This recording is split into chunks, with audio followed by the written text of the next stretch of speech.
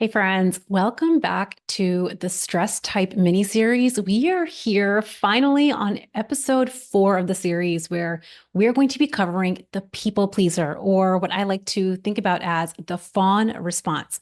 So if you are new to the series, if you have not been following for the last few weeks, I highly encourage you to pause the episode today, go back to the very first episode in the Burn, Stress, Lose Weight series, where I am breaking down the 4 stress types that really break into fight, flight, freeze, and fawn. These are stress types that specifically, more than the average bear, impact the professional working mom who identifies as an overachiever. If you have ever thought in your mind, and I've talked with so many of you, so I know that you have felt this way, I know what to do, but sometimes I'm just not doing it. If only I was a little bit more consistent, a little bit more disciplined, if only life felt a little bit easier, then I would start seeing consistent results on the scale. Yes and no. The whole intention of the series is to show you that for consistent execution on your fat burning action plan, which is essential, for consistent results, you have to have consistent execution. But what is ever in the way of consistent execution for the smart, resourceful professional woman? It is going to be one of these stress cycles. Over the course of the series, we have been covering flight, where we talk about when you hide from uncomfortable emotions, real life circumstances, or real life uncomfortable emotions like disappointment, frustration, anger, irritation, how we use food and alcohol to hide from those emotions. That was the very first episode in the series. The second one that we talked about was fight, or what I like to call the advocate. This is where you might have a lot of I deserve it thoughts. If you have really been deprioritizing your rest and relaxation, because again, as an overachiever, you're likely taking care of so many people and so many things in your life, that when your rest and relaxation gets deprioritized, you'll have a lot of I deserve it thoughts. This creates, again, that fight response that drives us to go off plan. The third one that I talked about last week was the procrastinator, or what I like to think of as the freeze response. That was an episode. It was really fun for me to record because I did it while I was procrastinating in a CVS parking lot. And I just brought you along for the ride. And a lot of my intention, even in the series, is for you to take away that having a stress cycle response, being in fight, flight, freeze, or fawn, in itself is not a problem. Being in a stress cycle response is normal for our very human brains. When we perceive some serious discomfort or maybe even perceive a threat, our brain is hardwired. We're hardwired to go to fight, flight, freeze, and fawn as a survival mechanism. But what has happened over the many years, many decades, especially as overachievers, is our brain cannot tell the difference between a saber-toothed tiger and a looming deadline and a spreadsheet and a social event, right? Where you are going to maybe be different than everyone else. That's what we're talking about today. So the intention of the series is, number one, to normalize that you're going to experience real life stresses. You're going to have those moments that feel truly sticky and uncomfortable because it is messy being human. And also, when we become aware of our patterns, of our habits, when we become aware of how stress takes us off track from executing consistently, we can start to gain more power. So that's what you're learning on the series, where I go into the ABCD bridge. I've talked about it in every episode so far. We're going to walk through it today also on the fawn episode, and really understand that the stress in itself is just not a problem. We can walk our way out when we become aware of the experience that we're in. And when we start to do that, the beauty of this work, the beauty of what we're talking about is you will start to blow your mind with how you can start creating consistent results on and off the scale. The work that we're talking about applies with weight loss, but it will apply to your professional life. It will apply to hitting a goal with, in personal relationships, and how you can start to create that level of consistent results even when you're living the life of a busy professional mom, which is full of sticky moments and stressful situations. As I've been using the Think, Feel, Act cycle over the last few episodes, it is going to be a framework that we use to show us that all of our actions to ever snack, graze, nibble, lick, taste, ever go off plan, ever be not disciplined, ever be inconsistent with what we said we were going to do, always is happening for a reason. Our actions and our inactions never are happening in a vacuum. They're happening because of an emotion that we are feeling or an emotion that we're trying to avoid. That's ultimately what the stress cycle responses are all about. And those emotions that we feel happen because of a thought we are having.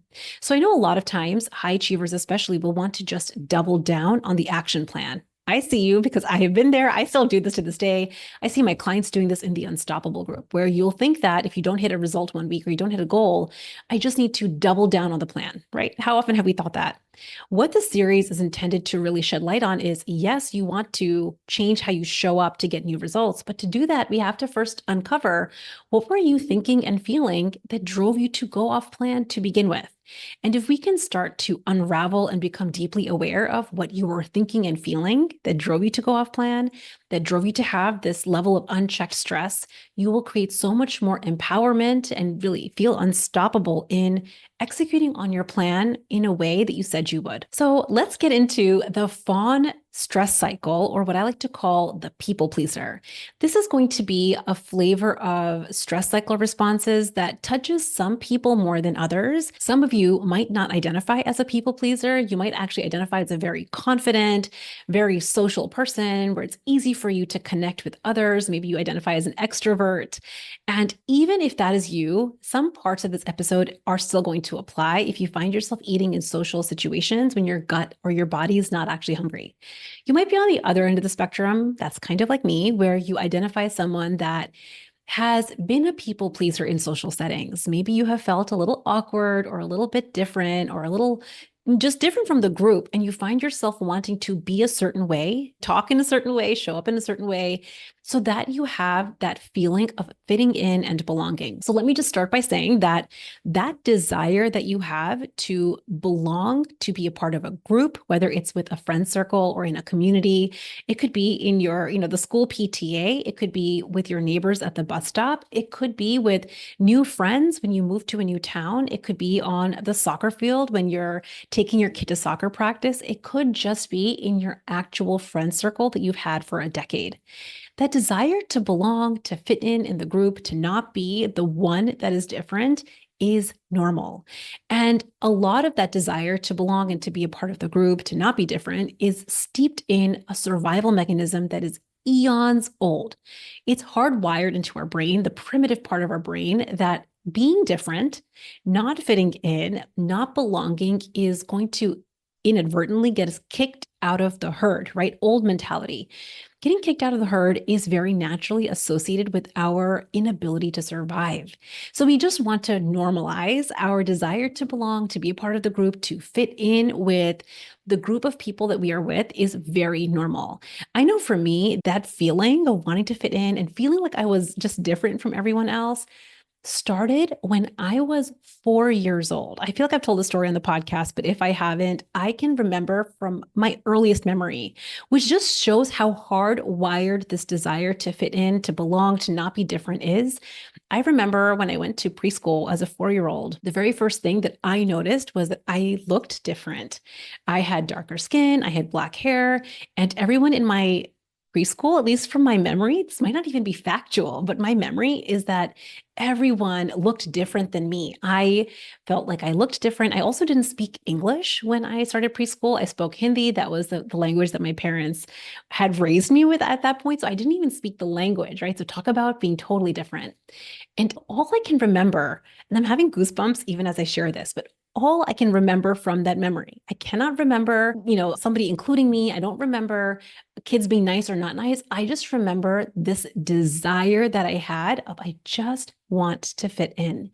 And what's so fascinating is that feeling that I had at the age of 4 grew up with me. It was a feeling and, an experience that I had that started to evolve as I got older. It showed up differently in elementary school, and it took its own shape in high school for sure, and in college. And what's interesting, even with that feeling of wanting to fit in, wanting to belong, as I grew up, as I became obviously more mature, more responsible, became more of an adult, that feeling also evolved. It became smarter, right? So the way that I might have showed up in college or even in my adult life as a mom, as an attending when I was in practice, I might have felt confident in many ways. I might have showed up very confidently in certain ways, but on the inside, that feeling was still there of I want to fit in, I want to belong, I want to have approval, external validation from my peers, my colleagues, my bosses, right? Senior partners, parents, right? We can think about how often this feeling why we're people pleasing and in this fawn stress cycle is I just want someone else's approval of me. And if we don't get it, I remember so many times I'm like, oh, I'm not getting that feeling of validation because we haven't done the work or understand how to internally validate ourselves, we start to feel inadequate. Here's some scenarios that you will find yourself in if you are in the people pleasing stress cycle. You might have a thought like, I don't want to be different. You might think everyone else is eating or drinking, so I should too. You might think, I don't want to be rude, or what might that person think if I order differently? You might think they are going to think I'm so weird if I come to this social event and I don't eat anything. You might think I don't want to order differently, or you might even take this to the next level and convince yourself that it is toxic or restrictive to say no to food when everyone else is saying yes. You might think I don't want to ruin everyone else's fun, or everyone else is having this shared experience. I want to also. You might find yourself thinking, I need a really good excuse to eat differently. You might find yourself wanting to make up allergies or say kind of crazy things so that you have an excuse to say no. When you have some flavor, and I want you to take this through the filter of your highest wisdom in your life and how this shows up for you in social settings when you're with other people. And again, this doesn't have to be girls' night out or in like a social gathering. This could be in any scenario that you are with other people and there's food or alcohol involved. Really check in when you think those sentences of, I don't want to be different. I don't want to be different from everyone else. I want to fit in with everyone else. What is the emotion that you feel in your body? In my experience, the feelings that I've noticed the most will be inadequacy, lack, scarcity, loneliness, awkward, embarrassment, even shame. And when we are unaware of the fact that these thoughts are creating these emotions, and we have in our primitive brain hardwired those emotions with a saber-toothed tiger, right? This feeling of embarrassment or awkwardness feels like a serious threat. Here's what our next actions end up being, our actions and our inactions driven by that stress cycle response. You'll convince yourself that saying no to certain foods is unhealthy or toxic. You will try to justify your food choices, which makes you act more awkward. I know that I've totally done this. You will eat food when your body is not actually hungry, or you'll eat types of foods that you know your gut doesn't love or isn't aligned with your goal. Rather than throwing food away or saying no to something, you will treat your body like a trash can and you'll just eat because everyone else is, or because you don't want to throw it away. Your social activities, if your social activities are always centered around eating out, they never get challenged. You end up eating, snacking, nibbling, tasting, drinking when your body's not hungry and you didn't actually need the nutrition. So obviously, as you can tell, all these actions that we take when we are in people-pleasing stress cycles and when we are having a hard time saying no to food in social settings because we don't want to be different, yes, obviously, as you can see, this is going to sabotage weight loss wins on the scale. It is going to create inconsistent actions where maybe Monday through Friday, when you're in your office, you're kind of able to do the things that you're doing. You're able to eat in a way that hits goals. But maybe Friday night and Saturday night, or every time you go on girls' night, or every time you go out with a social group, you end up undoing your results. You'll notice that all these actions are getting in the way of consistent execution in your life, right? Whether it's social situations or not. But here's the thing that is equally also important. I also want you to see what your brain is learning every time you do this. Every time you have a hard time saying no to something because of that people-pleasing tendency, because you don't want to be different from the group, here's what your brain also learns. You learn that you need to eat or drink to belong in a group. Your brain learns that you should be doing what the group is doing to be able to fit in. You learn that that feeling of loneliness or awkward or embarrassment is just too much for you to handle. You learn that you need to be someone that always fits in, which might also impact parenting with your kids. You learn that rejection from someone because listen, some people are jerks and they will say something if you try to order or eat differently than them.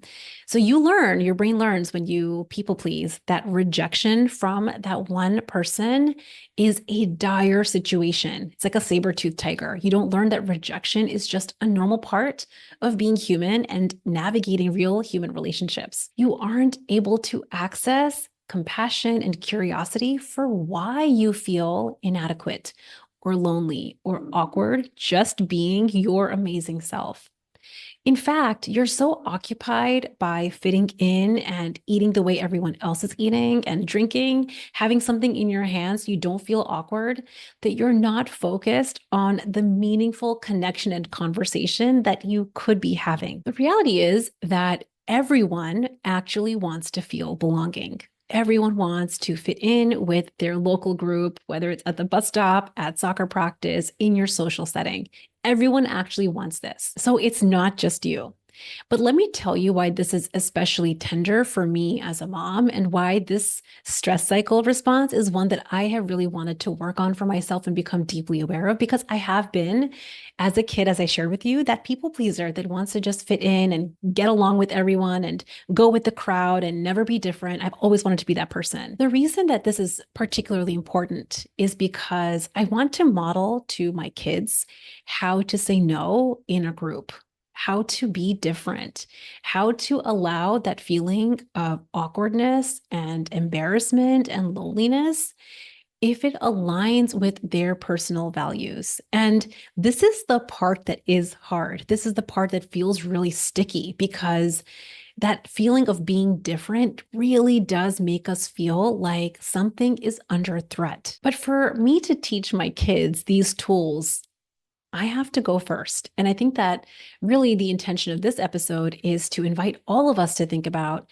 what is it that we want to be modeling to our kids in terms of saying no to large groups, saying no, being different, letting ourselves experience that awkward feeling, having our own back through that experience of possible real rejection, and coming at the other side where we haven't abandoned our values. Brené Brown, who is a famous author and speaker, shares one of my favorite quotes around fitting and belonging that I want to read to you. She says, "The research shows that belonging is the opposite of fitting in. Fitting in is assessing a group of people and thinking, what do I need to say? What do I need to do? How do I need to act? And changing who you are to fit that. True belonging never asks us to change who we are. It demands that we be who we are. If we fit in because of how we have changed ourselves, that isn't true belonging because you've betrayed yourself for other people."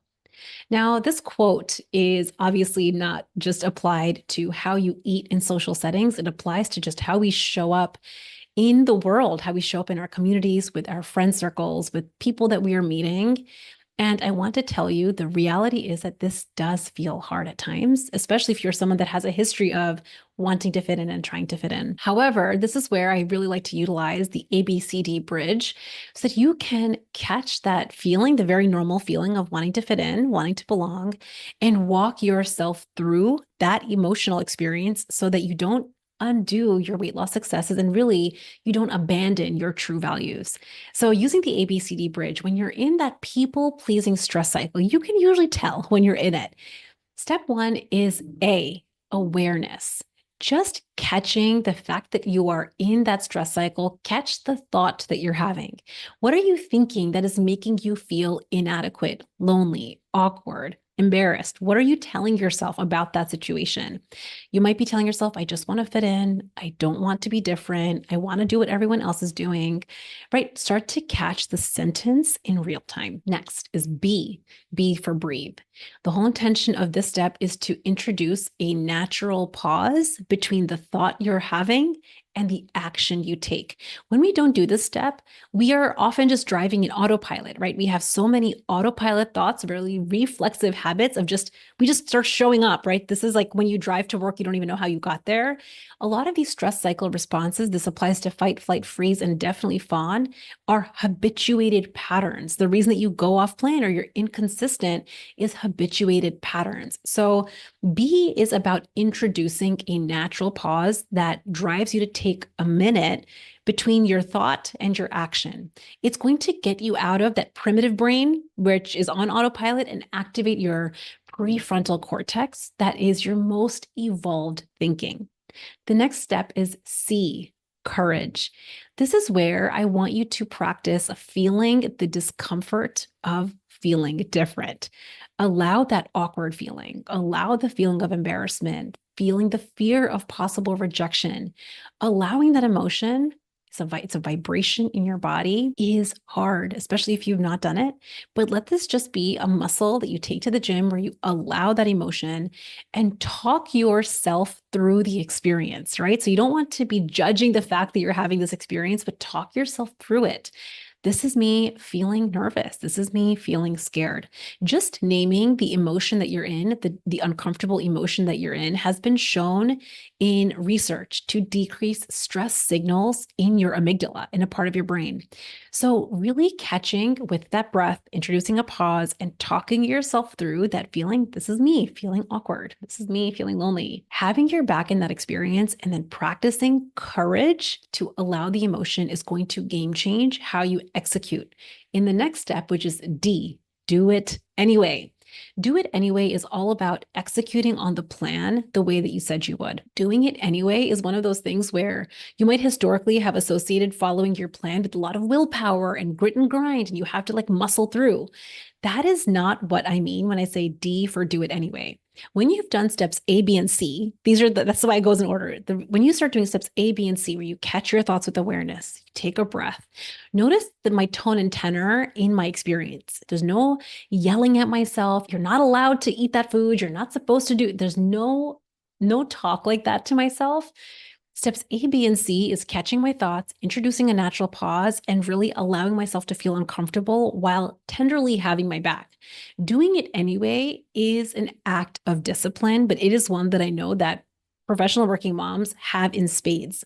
Practice doing it anyway is going to start to prove to your brain that you will not die if you say no. You will not die if you are different. Somebody might make a comment, someone might be a jerk, you might experience some rejection, some friendships might change, and you will not die if that happens. Here's what also might happen as you start practicing this endeavor, this ABCD bridge, when you feel awkward, uncomfortable, or embarrassed. You might start exploring new social activities, like new hobbies as the adult that you actually are now, aligned with what you actually like. You might find new friendships and new people with interests that are actually aligned with you, common hobbies, and things that are separate from just eating out. You will start to prove to yourself that two things can be true at the same time, which is I can create connection and belonging, and I don't have to eat to do it. As you do this, you're going to start practicing and flexing a new muscle, which is it is possible to create that feeling of connection and belonging while honoring your body goal, while honoring your true values. And in fact, in just this practice, you might inspire someone else to do the same. One of my clients was just sharing in the group that this has been a big piece of her work, how she orders in social settings and at work events. And she wanted to be someone that always ordered the same as everyone else. But a lot of our work was her unraveling this. And she shared with us in the Unstoppable group how she ordered the food the way that she wanted, in a way that she knew not only aligned with her body goal, but really felt good for her gut. And a couple of her coworkers actually commented on how amazing her food looked, and they started ordering what she was ordering. One of the things that I think is so fascinating when we start to take new action, when we start to challenge our beliefs, is we start to open up so many new possibilities for what our lived experiences can actually be as professional working moms. I really hope that you enjoyed today's episode on the people pleaser and this specific type of stress cycle response. This is the fourth out of this 4-part series on the 4 different stress types that will ever be literally the only reason that you don't execute on the plan you have. Now, This Friday, if you're listening to this in real time, this Friday, I'm coming to you with a live training talking to you about how to burn stress, lose weight, and feel better, where I teach my 3-step pie framework.